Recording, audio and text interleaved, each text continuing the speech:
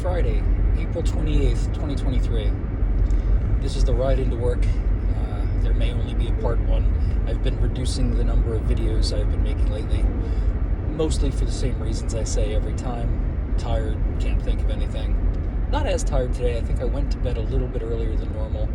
I think in order for me to get a proper night's sleep, I probably have to be in bed by 7, and that's just difficult. So, anyway, I'm having chicken for dinner tonight. I have some chickens thawed in the refrigerator. I stopped at the store on the way home yesterday because we needed bread and orange juice. And I'm terrible when I'm in the supermarket. I just start buying things.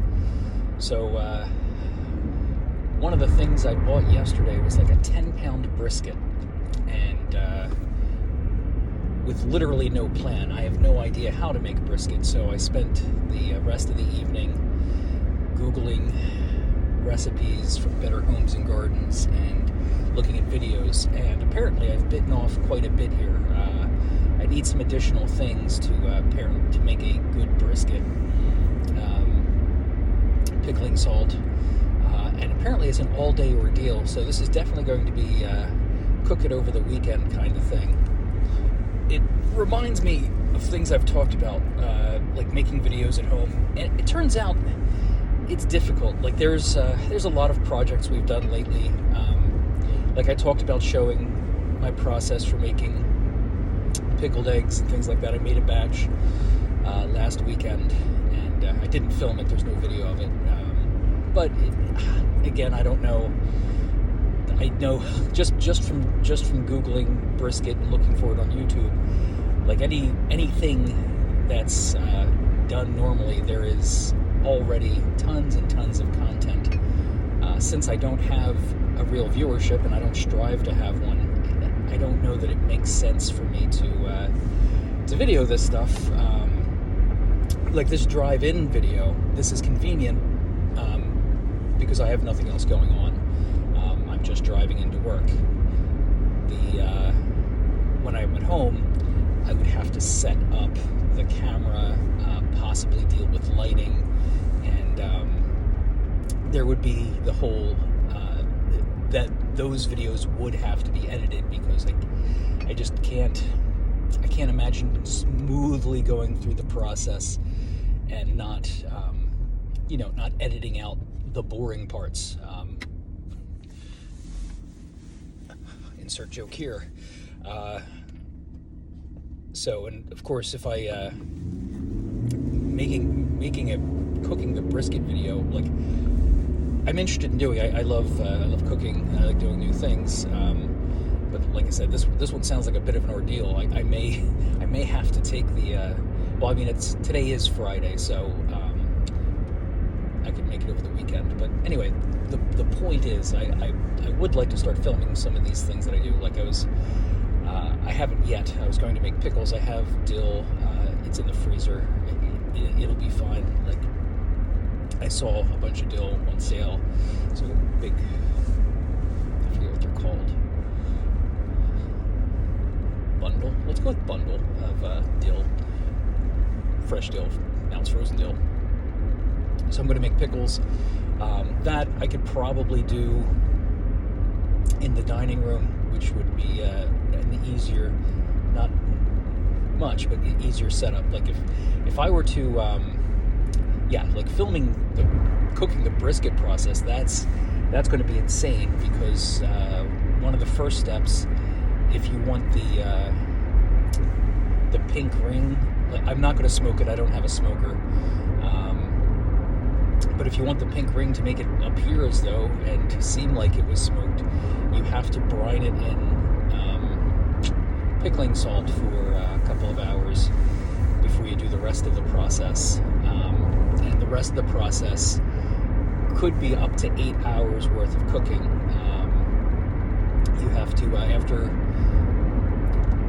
after pickling it, and I'm going to review the recipes again. Like I watched about 8 different people cook this, so I may be mixing recipes together, but it's pretty straightforward. It seems like what you do is you put it in this pickling salt for 2 hours, keep it submerged, take it out of there, pat it dry, put on your spices, and then you put it in a 275 degree oven for somewhere in the area of 4 to 6 hours. At that point, you're looking for an internal temperature somewhere between like 165 and 170, I guess. Then you take it out of the oven, you wrap it in either paper or you let it rest for forget how long. I think it has to rest for a significant amount of time. I almost want to say like an hour or two. Then you wrap it, then you put it back in the oven at 375 degrees for like another few hours. I think you're looking for like an internal temperature of like 200 degrees. And then you have to let it rest for a long time before you slice into it. So yeah, it's an all-day ordeal. It's something you probably start the night before. Like I'd probably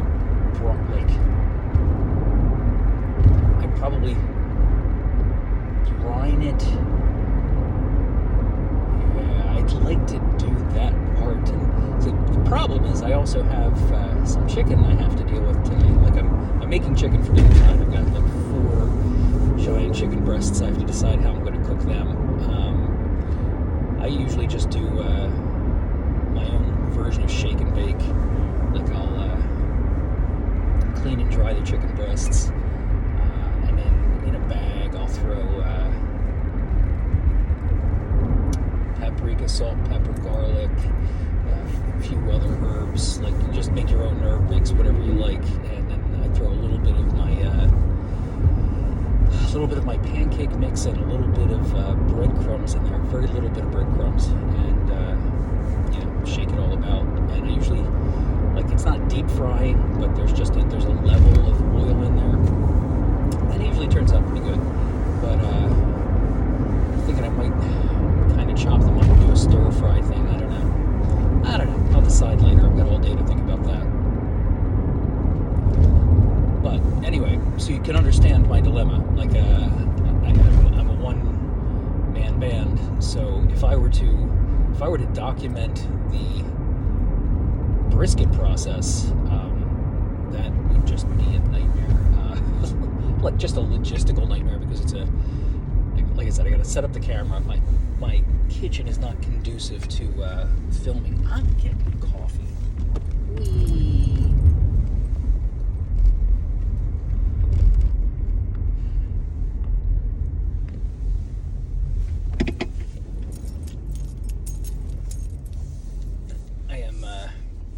Speaking of coffee, I'm definitely addicted to this. I noticed withdrawal symptoms on Wednesday when I didn't have any coffee. What can I get for you? Large black coffee, please. Anything else? That's it. You can play around. Thanks.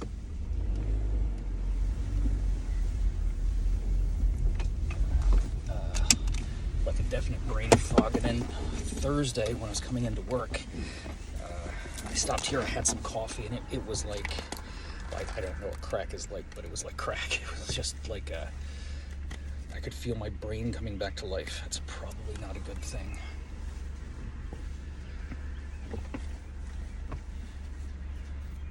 Like not like crack. What do you call it? What it is? It's a not an accelerant. The opposite of a depressant.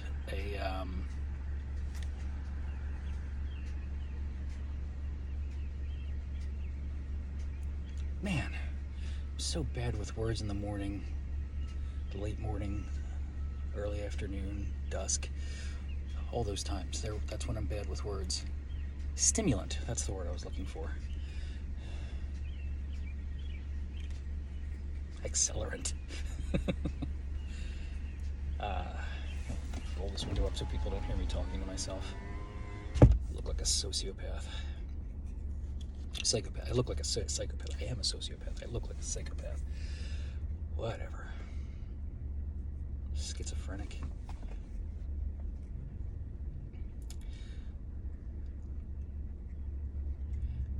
So anyway, yeah, coffee good.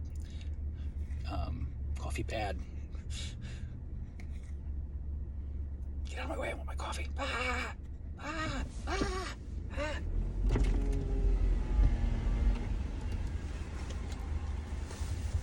I'll be right back.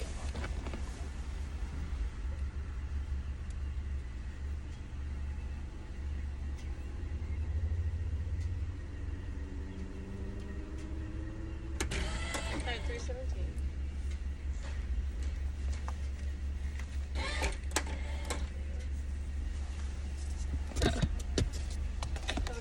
Thank you very much. I'm so polite and awkward.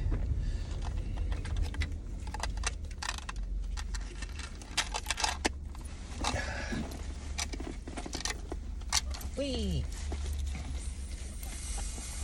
Oh, it's a accoutrement.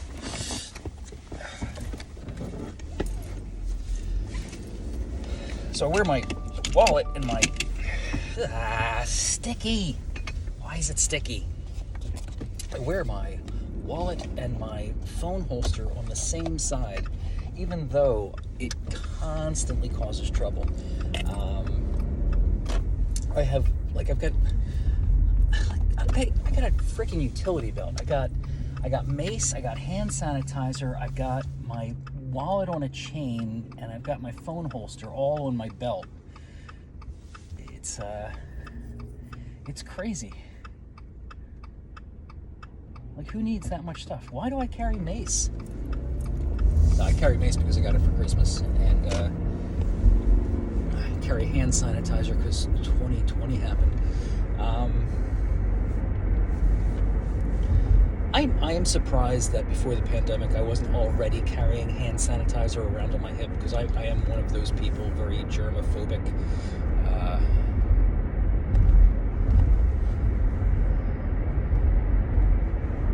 Constantly washing my hands. In fact, when my first real job back when I was making bearings, before I started making bearings,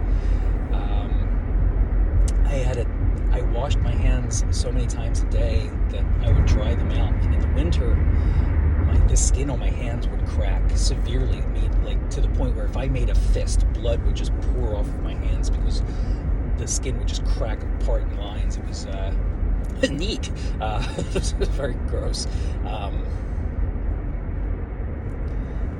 So there were times in the winter where, in order to avoid that from happening, I would wear gloves. I would wear pallbearers gloves, which are just cheap white cotton gloves.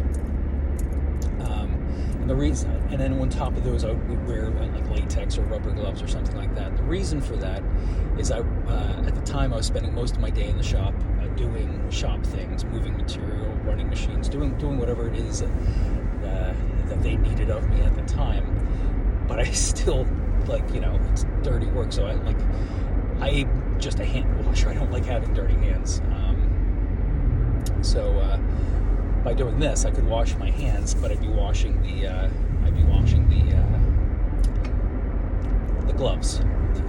The reason for the rubber on top of the white gloves is so I could wash them.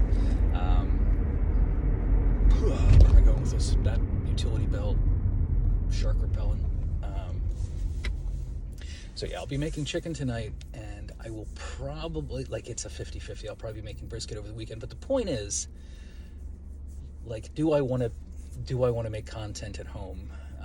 Do I want to go to the trouble of trying to set it up, and not make it embarrassing? Make sure that there's you get weird, like my house is it's not the neatest house in the world. It's a neat house. It's not necessarily neat. It's lived in, so the kitchen isn't laid out well.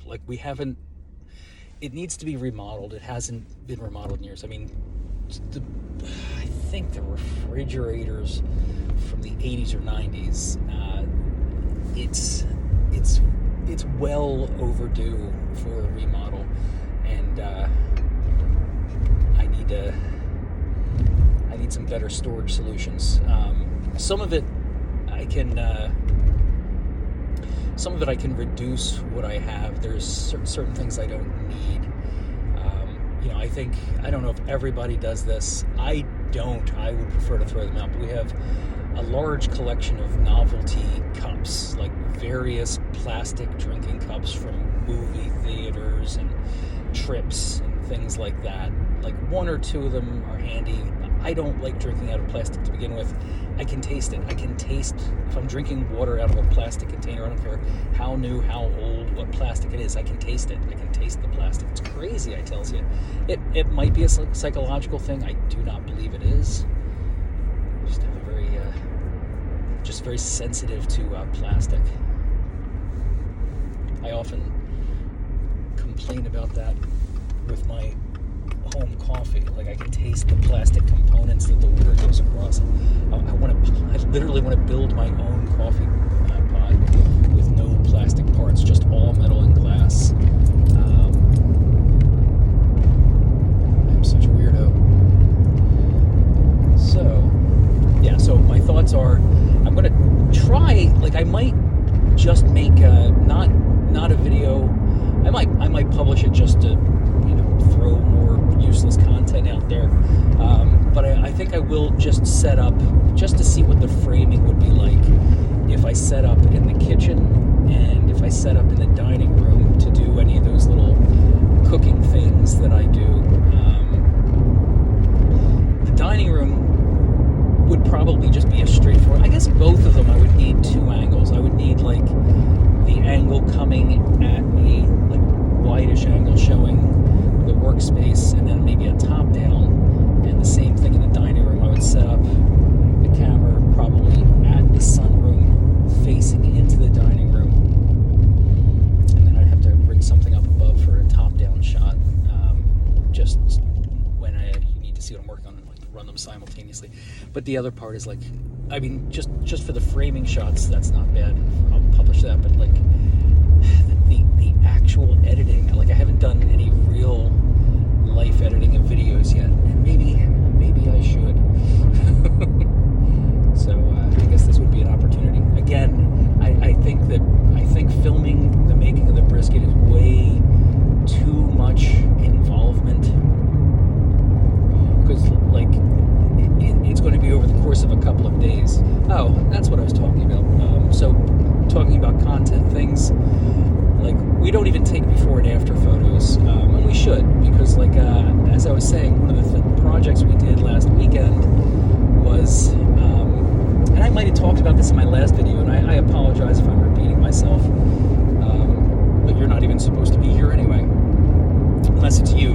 There's one guy that's supposed to be here. But so we trimmed the yew bushes in our backyard. There's one, I wouldn't say it's 60 feet long and maybe 6 to 8 feet wide. We cut that in half, not height-wise. We cut it in half, cut it back, the entire 60-foot length, to gain more of our yard back. And maybe I'll. Did I figure out how to add pictures to comments? I don't think I did. I don't know if I can do a picture comment. If I can, I don't know if I want to show you the after. It was a hard cut, so it's going to look ugly for a season. So that one we cut in half, and then on the far side, from that bush is up against the fence where the pool is. On the far side of the pool, there's another long yew bush. I'll say this one's 50 foot long between two other types of bushes, and I trimmed that as well, and that was a two-step process.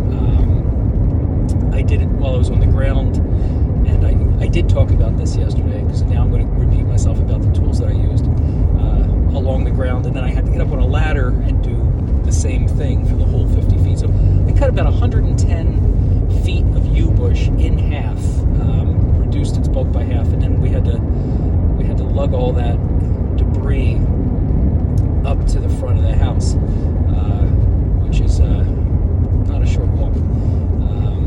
But anyway, I think that would have been an interesting thing, maybe to film and then kind of show it in a time lapse because just the amount of bushes that were trimmed.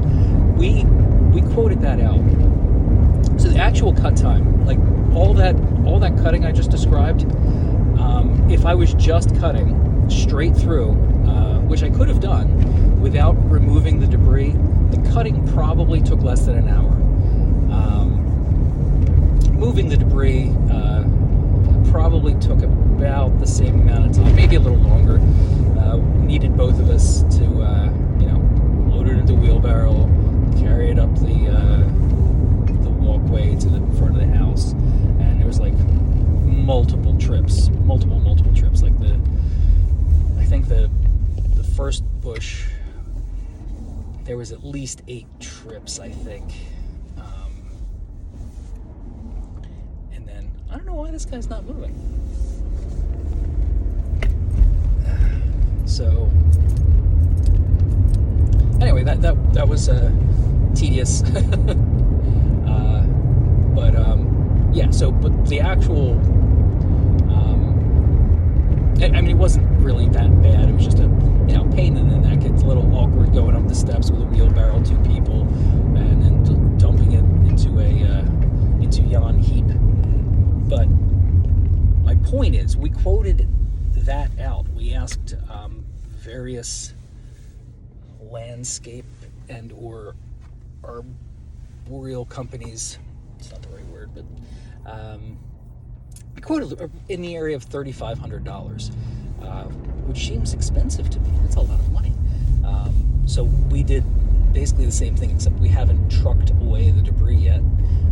I'm still a big fan of just throwing into the pickup truck, driving into the middle of the forest, and completing the circle of life. But my wife wants to rent a dumpster for it. So anyway, is there a point to what I'm saying? Oh, right. So the tools that I used. There's crap. We're up at 22 minutes. I'm going to continue this. I said I would never do that. Maybe I'll just make this one longer. I'm just going to do one video, so this is going to be more than 22 minutes. Ego. Ego is the brand name. It's a green. It's green. So I initially thought the brand was Eco, but it's not. It's Ego. And I first got the hedge trimmers last year, and they were amazing. Like, I used to have plug-in hedge trimmers, and they were terrible. I hated trimming hedges because they worked like crap. And I always just assumed the plug-in was better. I don't know if battery-powered technology has advanced, but I have to assume it has, because I did a similar thing last year with the hedge. I didn't cut it in half. I just trimmed it back and kind of flattened out the edge. We were originally just going to slowly creep it back, but we're impatient. We want it to be the way we want it right away. And there's the added bonus that when we do a hard cut like this, it might die. And that sounds like a bad thing, but we are both allergic to yew trees. My wife is severely allergic. In order for her to be out there while we were doing the yard work, she had to wear an N95 mask. Otherwise, she would be extremely ill. I should have worn a mask, and I should have worn a face shield, but I didn't, and I nearly lost an eye. I was wearing safety glasses up until the point where something shot into my eye, and I took my safety glasses off just long enough to get hit really hard in the eye by something. I don't even know what it was, but it hurt. It hurt for days. But anyway, so last year I bought that Ego hedge trimmer, and it was amazing. It cut through the hedges like butter, and it would cut through branches larger than this. A hedge trimmer would just cut through branches like that, like nothing. Not like nothing. Like when you hit a branch like that, it takes a couple of seconds, but it just chaws right through it like a chainsaw. So when we decided that we were going to cut the hedges in half, we were going to do a really hard cut, we knew that the hedge trimmer was not going to be the answer, so we decided to buy a chainsaw. I had a chainsaw. I still have it somewhere, I think. Again, gasoline-powered piece of crap. I don't know what convinced us. I don't know if that one stopped working or what. But we decided to buy an Ego chainsaw, and same thing. It is just unbelievable. I did run into a couple of issues, like fine-tuning it so that the chain would stop flying off. Not flying off whee into space, but just like it would, like a bike chain comes off, it's still connected, but it's off the wheelie bit. It was just learning the tensioning. And with these tools, you have to read the manuals, because there's a lot of stuff you have to do. Like these tools are so good. Like I don't treat them like, you know, I always consider myself a kid. My whole life I've been a silly kid. You know, there's certain things you're supposed to do to take care of your tools, and I've been very bad at it. But with these tools, they work so well. I don't want them ever not to work. So I do all the stuff that it says. So with the hedge trimmer, you're supposed to oil it before and after you use it. So I have penetrating oil that I put on each little tooth of the blades, and then run it so that it doesn't rust while it's in storage. The chainsaw, and I didn't know this about chainsaws, but apparently you're not supposed to leave the chain oil in them, because they're designed to slowly leak. So you're supposed to empty the chain oil out of it when you're done, and then run it a little bit to get rid of that last little bit of oil. Otherwise, it continues to seep out. I didn't know that about chainsaws, and I think my old one must have had an oil gasoline mix. I don't know, but anyway, the Ego chainsaw comes with, like, I don't remember. I know the battery for the chainsaw is 5 times as powerful as the one for the hedge trimmer, and I believe they're interchangeable. Like maybe one's a 1 amp hour, the other one's a 5 amp hour. But so far in using these, like, obviously they've already paid for themselves. But in using these, I've never run out of battery power. Like, so that 110 feet of trimming that I did, like, you know, I just did it all on the battery. So it's just want to say Ego power tools. So far, I've been very, very happy with them.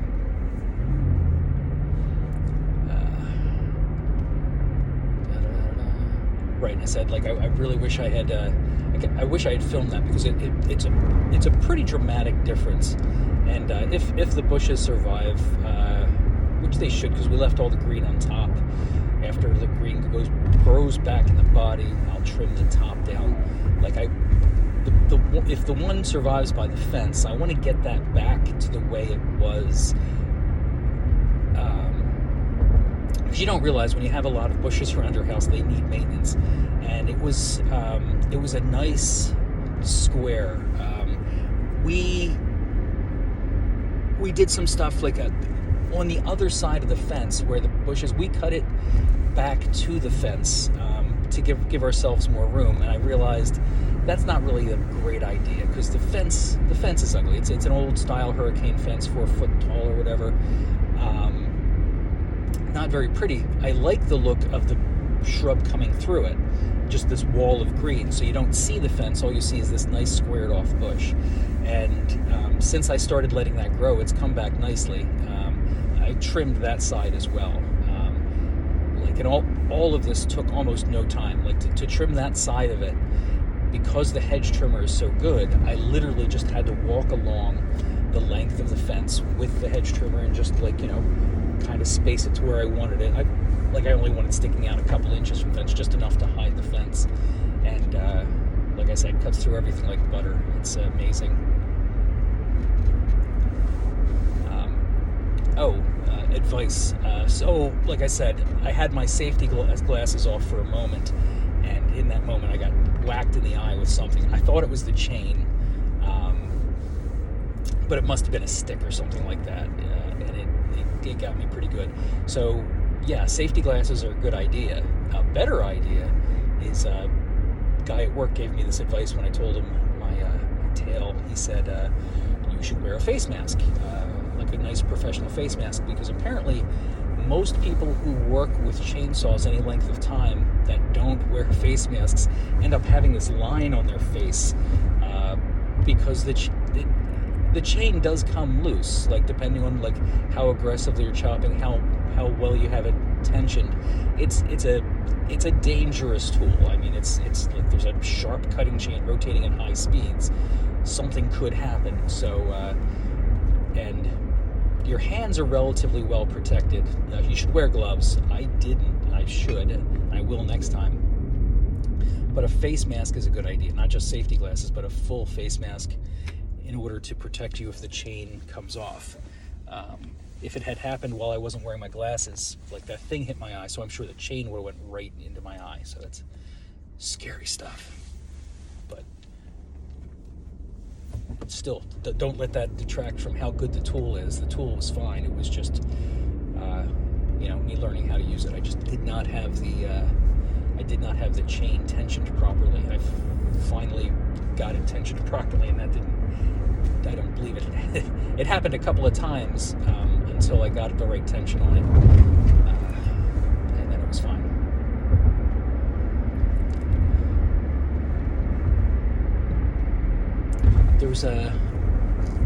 There's another thing you're supposed to do. Like after a week of use, apparently there's a port on the front of the blade that you're supposed to grease. And I gotta get that grease. I've only used the chainsaw for an hour, not a week, so I'm good.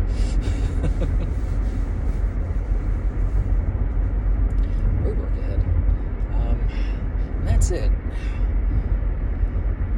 I think that's all I intended to cover. Blah blah blah. Wished I'd filmed it.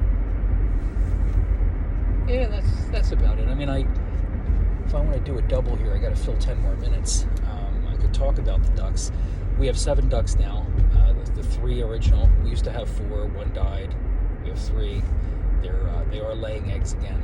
We have 4 now in another retriever cage that we bought with a same way we started the other ducks. There's a dog house that we put inside a retriever cage. We got food and water in there. It's summer now. Or it's not winter anymore, really, so they can be outside. They've been outside for a week or so now, a week or 2, and they're doing fine. The 150-gallon tub that we were keeping them in, initially it was just a storage container, but then we went out to Tractor Supply and bought this 150-gallon tub that they were living in until we put them outside in my office. Office is still all covered in duck dust. We're going to merge the 2 colonies. The 3 Muscovies, the 1 Pekin. I can't remember what the other 3 are called. They're black ducks of some kind. Well, apparently they've got color. My wife keeps pointing out all the different colors. I just see black. I don't know what she's talking about. She's saying, look at the blues and the greens. I'm like, it's black. What are you talking about? So either she's crazy or my color perception is not good in those ranges. Whatever. So anyway, we're going to combine the 2 colonies, combine the 2 cages. 7 ducks should not have a problem sharing the coop we have. It's a modified chicken coop for use by ducks. I already explained the modifications. There's just two modifications that have to be made to a duck coop to make it useful to. I'm sorry, a chicken coop to make it useful by ducks. The ramp that leads to the coop has to be extended and have little treads put on it so that they have a way to get in and out. They're not good with inclines, and the brooder boxes. You have to cut the number in half. You have to expand the size of the brooder boxes because ducks are bigger than chickens. That's it. They're the only 2 modifications you have to make a chicken coop into a duck coop. So anyway, we're going to combine the 2 fences, which will actually make more than double the space, because you're dealing with 2 enclosed. Right now, you're dealing with 2 enclosed rectangles. So you end up with 2 extra panels because you're adding panels to an already enclosed space, so you don't have to enclose it. So if you've got 6 panels making a rectangle and you got 6 panels making a rectangle, when you put them together, you end up with extra panels. You don't just have a side by side, because all the ones that these panels on the inside, they can now be added to the outside, and it doesn't have to be a rectangle. So you gain extra square footage by combining the two cages. The problem I'm running into is I want to use that 150 gallon tub as a pool. Right now we use a kiddie pool for the ducks. I want to use the 150, but it's tall. It's like maybe 3 feet tall.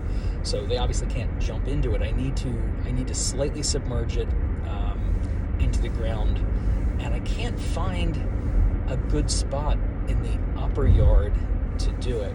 And because once I do that, I can set up a filter system. Right now, every few days we refill the kiddie pool, because the ducks are just gross. They're just so sloppy and dirty. So I want to have a much more significant pool for them to be able to play and dive and clean themselves in. And then I have a barrel. Pardon me. Hey, need coffee. Sorry. I have a plastic barrel that I'm going to set up as a filter. Like I have a pond pump. So I'm going to set, wherever I set up the pond, the 150 gallon drum, I'm going to put a pump in it. The pump will pump up to the filter. The filter will drain back into the pond.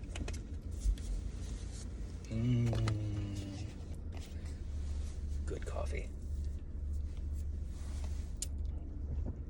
But my problem is finding, like, there's so many trees, there's roots everywhere. Like I don't know how I'm going to do it. I don't particularly like where the duck house is sitting. I would prefer to be down in the flat area. My wife doesn't want to clog up the flat area with that. She wants it to be open for, like, setting up the bounce house and things like that. So gotta think it through. Like, there's some things that might make sense, like it'll work, but then you destroy the path, like the flow of the property. So I don't know.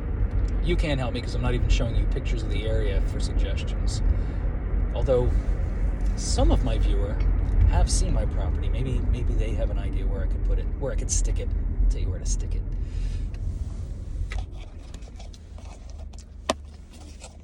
He's got to bring his family over to see the ducks anyway. He should come over and, like, survey the area and say, this is where you should put it.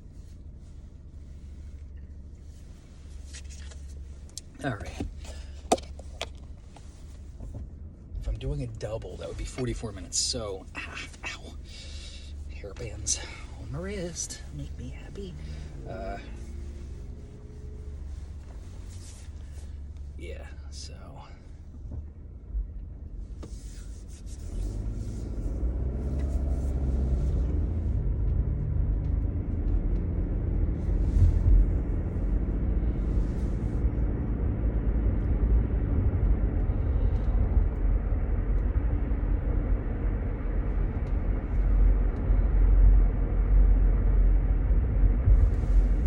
As I mentioned, it is Friday. Man, have I been looking forward to Friday. Not the day, the end of the day, like the weekend. I put in for my vacation for this year. I put in everything except for 6 days. I put all of, we don't get many holidays, but we do get, like, the whole Christmas week off, plus a couple of days. So what I've done is I've taken all my vacation time and wrapped it around holidays, so that I get, I can get a week off to do projects around the house, but I don't have to burn a full week of vacation time to do it.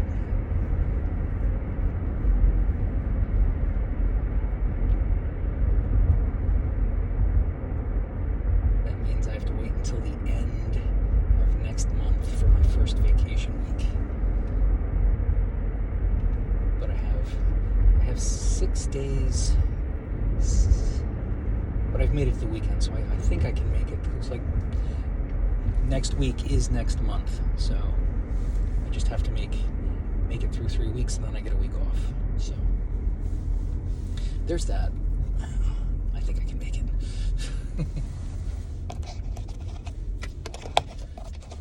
And maybe a good time for my viewer and his family to stop by and check out the ducks.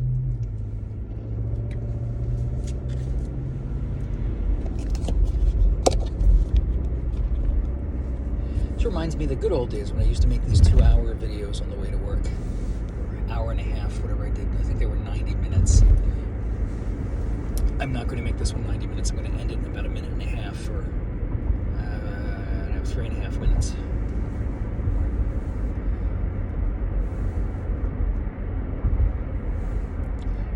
The frequency of these has declined over time. Obviously, I don't do them on Wednesdays. I don't, like I said, in the morning, I just can't really prep, and in the afternoon, my head's swimming from work. So, although I have the time, I don't have the commitment, the drive, the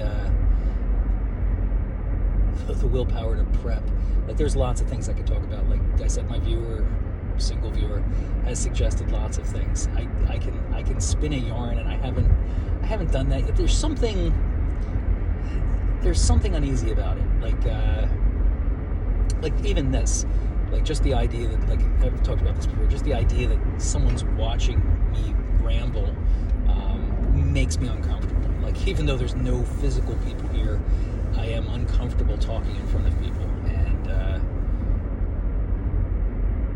I just know that when I publish this, someone may be watching it. I mean, if they're silly enough to watch the whole thing, then they hear me kind of self-referential stuff. But yeah, they hear me talking about the fact that I feel uncomfortable that they're watching, even though I don't know who they are, and I don't have to physically see them or know them.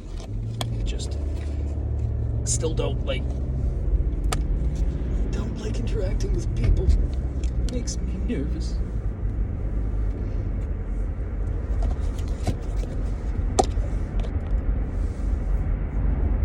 How was I talking about that? This is really good coffee today. It's got to be some kind of trick pulling on society. I mean, it is mood altering coffee. It's just as soon as it hits my mouth, my day is brightened. This must be what it's like to take drugs.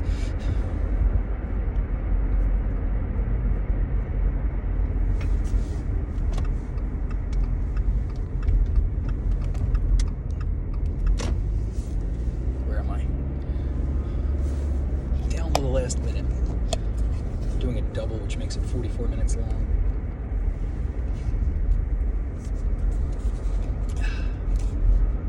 I like it when I get good coffee.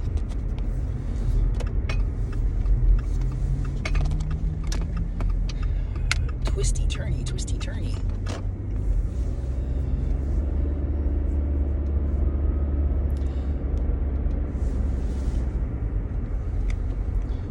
So, my viewer,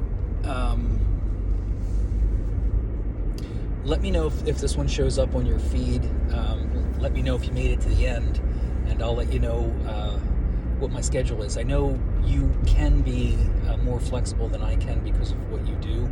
And if you and the kids want to come over, and the wife, I'll let you know. Weekends are always a possibility, but I'll let you know what weeks I'm not working. I mean, I'll probably be doing projects around the house, but I can always stop when you come by. So, anyway, the rest of you have a wonderful day. You too. All of you, have a wonderful day. Goodbye.